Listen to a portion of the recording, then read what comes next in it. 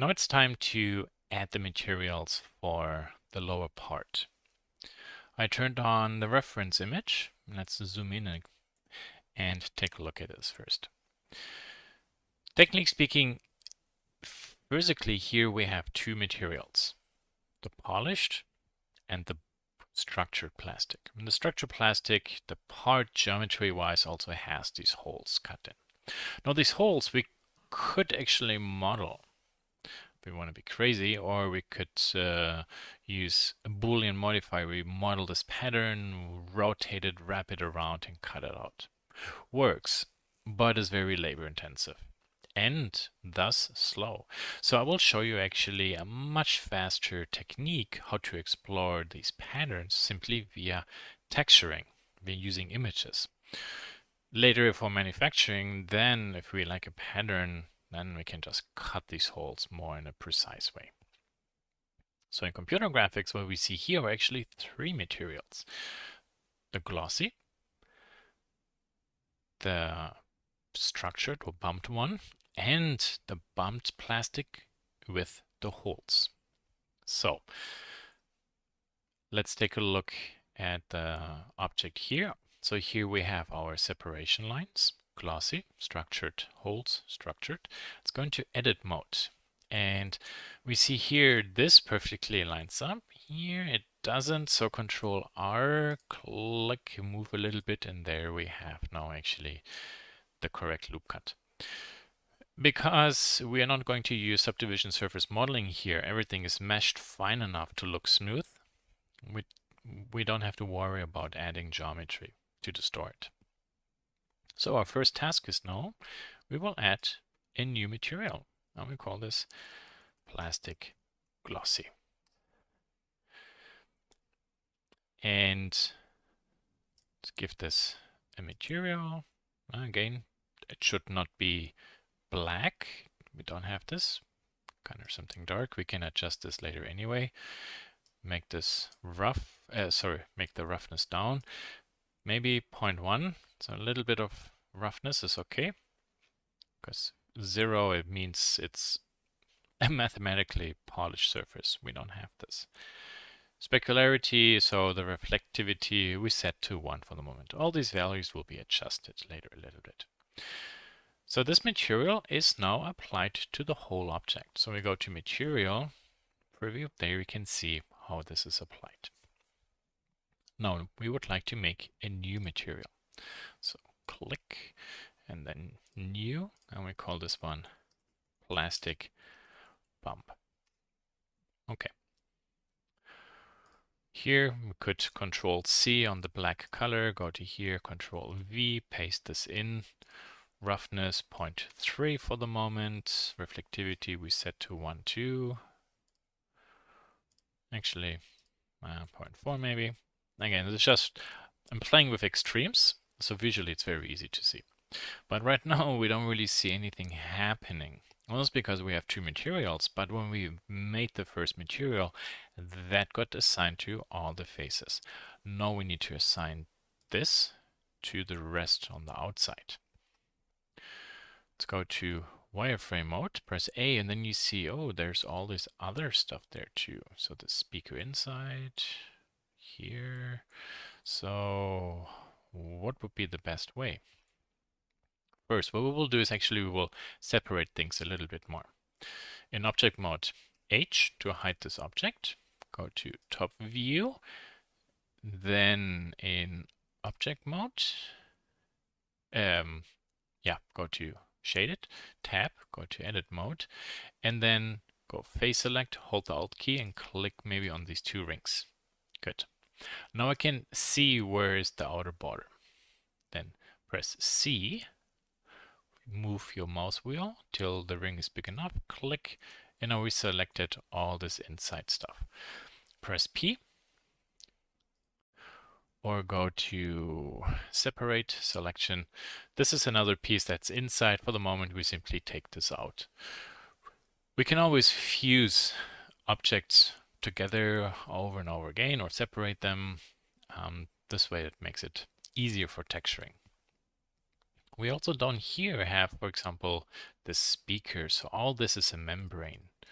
So I select all this with Alt and Shift, click on these vertical edges there, and then C, middle mouse button, scroll a little bit, scroll wheel, I mean, middle mouse button, huh? And then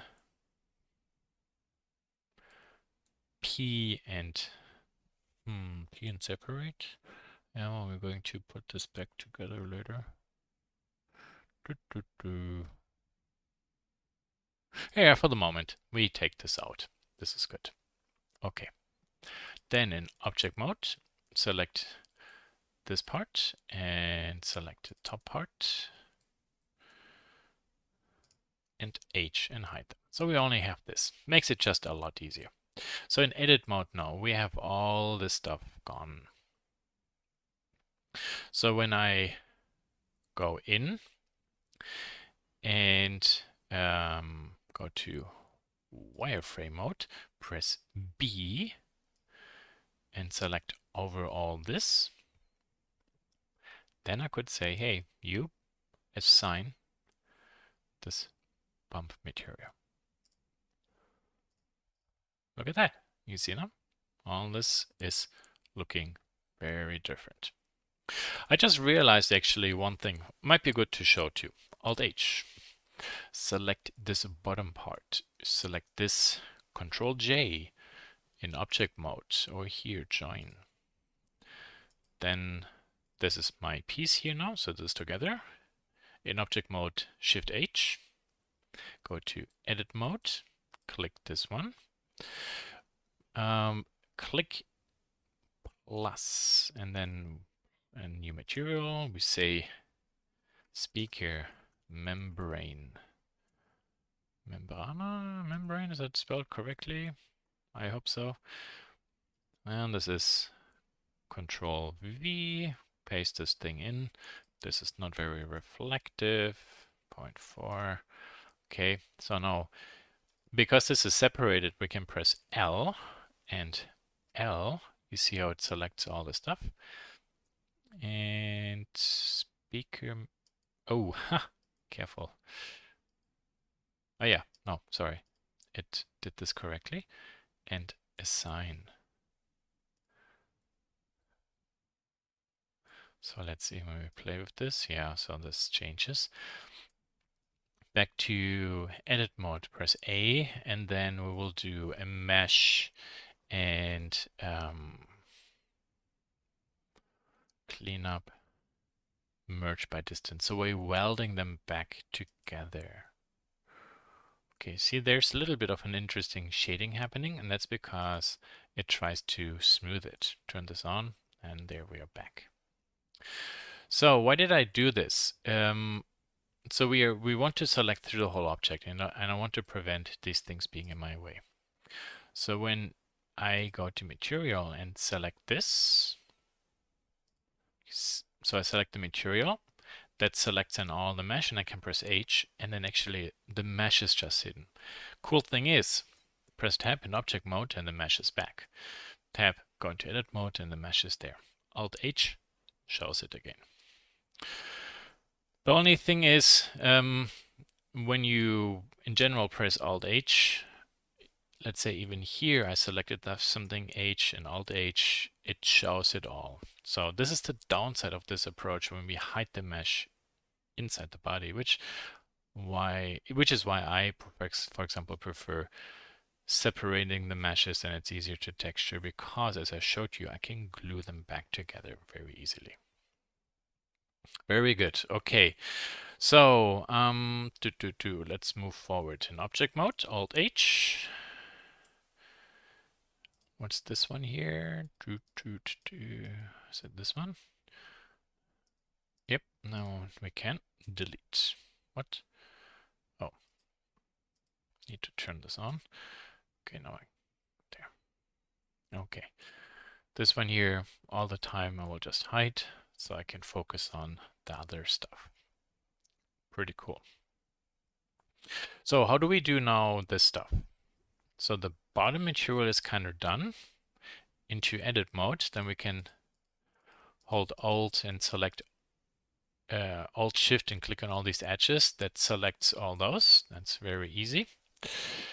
So we will do the following. So plastic bump. Isn't that bump with a P? Yeah, I think so. We make a copy. Okay, that's not what I wanted. Oh, okay. Oh yeah, I made a copy of this one to here. No, this is, however, this is fine. So here, we switch back to bump, click plus, switch bump. There we are. And we can call this one bump holds or bump pattern. It's up to you. To make things maybe easier, we can also here simply drag this one up and then we click assign. And we make this one white. There you see now what's going on. Okay, undo the color change.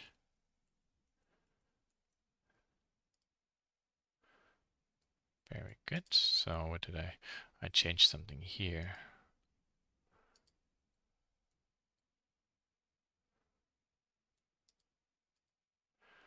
One second. I must have changed the color actually, and I didn't undo this correctly. So, assign. There. AA, select, good. Yeah, very good. AA, so deselect, select should be the bottom. Correct AA, glossy is only the top. Correct AA, membrane, select.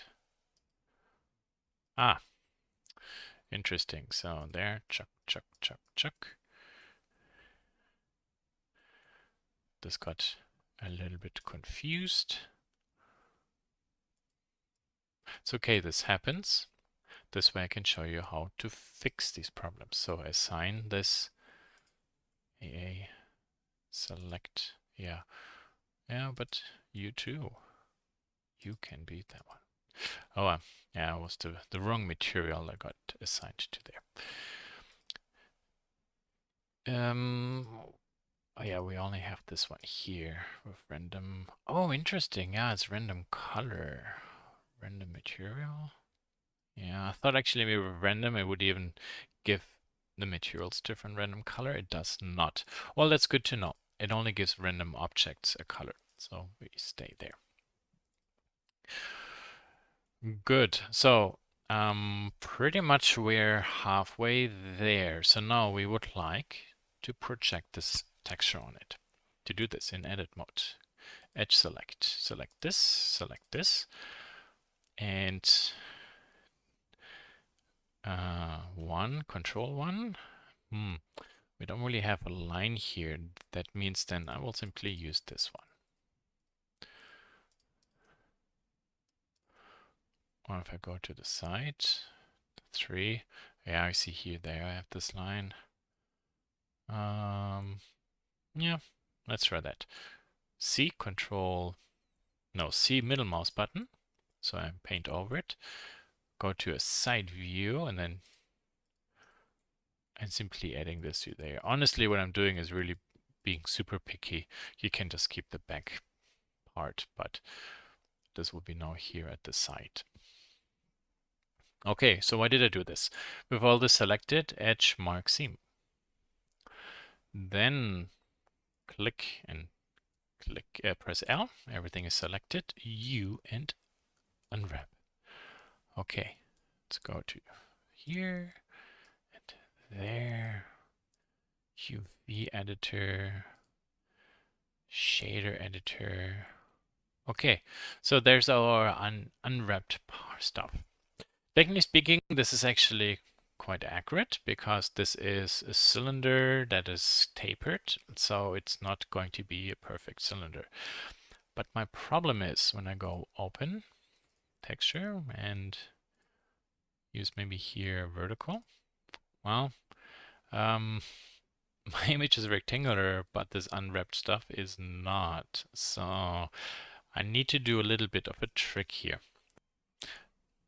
So the trick is you do a recording and a day later you figure out or remember actually how to do it correctly. And not necessarily correctly, I was looking for an add-on that actually can take this unwrapped curved band and stretches it into a nice square or rectangular format. So we go to this website, go to code, download the zip file. Do not extract or unzip the file. Go back to Blender, edit, preferences, add-ons, and then we go to install. There is UV Square Master, install, and then we turn this on. And you see on the right side here, this pops up. All we have to do now, everything is selected, grid by square. Zock, there it is. Here is a small face. The small face is here on top, which means rotate it over -90.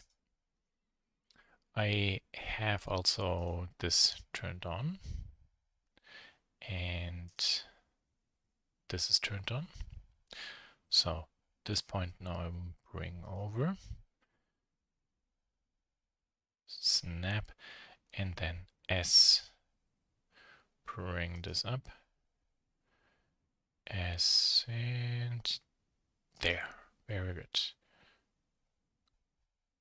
Yeah, and that's it, super easy. So please again excuse this cut in, the interface is different. I'm actually a little bit further ahead already, but I hope you can follow this intersection and this won't be too difficult now to follow the rest of the original video. So here now this I would like to bring in. So add texture image, and there's the pattern. I will put this one into base for the moment. Can we see this actually?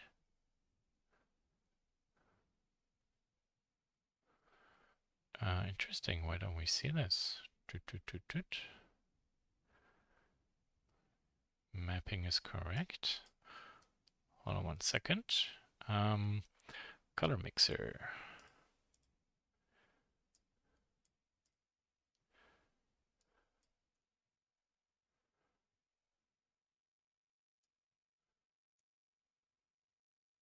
Oh, yeah, okay, it's there. Good. Yeah, this is fine. So because I need to figure out why in this with the color that should actually have worked instantly. I don't know why, but you see, so we were using the transparency value to mix two colors, and then we can see actually the pattern there. So I will go and see where's my seam. There's my seam. Now you see this red line. And what is now important for me is I want to make sure that we have a nice line up there. So see here what I will do now. G and X, move this over. Okay, so there's the pattern. G and X, line this up. There, very good. Okay, cool. So you see here we have half, full, full, full, full, and there we have half. And this image will be stretched over all the geometry, and this piece then will tile, and then we'll be at the end there. So just so you can see what's happening, I will set my 3D cursor to here, click this point. Now, in case it's moved, Shift S cursor to selected, A, 2D cursor actually now, S and X, and I'm scaling this one down. S and X to there. Okay, cool. Now we can see it's just one time the image was pushed in there. And when I increase the amount, you see how I'm forcing more repetition or increasing the tiling. Well, That's actually how simple this technique works. What's really important is when these textures have to be seamless. So here to here, the edges have to be the same. I'm going to undo everything till I have the original element. And there we are. Cool, no? Okay, very nice. So the texture actually kind of looks good. This was only a little helper. I would like this to be transparent. Okay, here I have my alpha. Alpha means transparency. Put this in there. Then kind of like looks like this. Like the outside of the holes is transparent. That's not what I want. I want the opposite. So I need to invert this image. Okay, there is an invert function for color. Invert, plug it onto it. There. Cool. Okay, maybe I can actually compress more pieces in there. Going to edit mode, S and X, and scale this along the x-axis a little bit more. Very good. And now the last thing to do is go to the material. Be careful that you select the correct material, and blend mode and alpha clipping. Ta-da! Oh, sorry. I wanted to go into object mode, and then we can see through it. And you see how the material blends through. How beautiful, no? Pretty cool. Now you see here, this is actually really close to the end. Down there, this is pretty fine. Let's take a look at the reference. So there's a tiny gap there. See, this pattern actually does not go to there. So if we want to do something like this, yeah, how do we do this?